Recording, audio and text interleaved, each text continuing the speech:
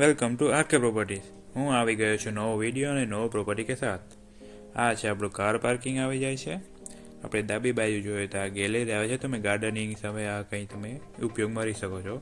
અહીંયા મોટી ગાડી સ્કોર્પિયો તરીકે આવી જાય છે। આપણે અંદર જઈએ ત્યારે આપણે ડાબી બાજુ જનરલ બાથરૂમ આવે છે। હવે સામે જે છે એ આપણે સિટિંગ એરિયા આવશે, એમાં સોફા, ટીવી, ઉપરનો પંખા સાથે જ આવશે બધું, કંઈ આપણે કાઢવાનું થશે નહીં। પીઓપી લાઇટિંગ કમ્પ્લીટ સાથે તમે જોઈ શકો છો।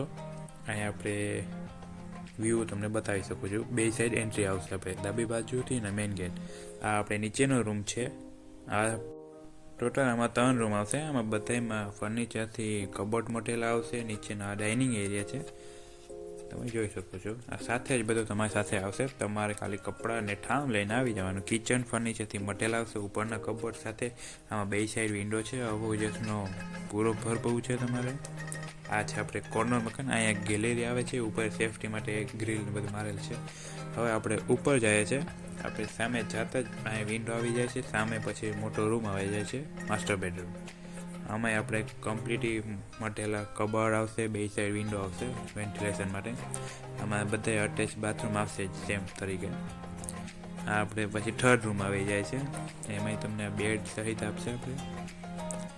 આમાં લેફ્ટ સાઈડ જોઈએ તો આપણે આ કબોર્ડ મટેલો આવશે પૂરેપૂરો।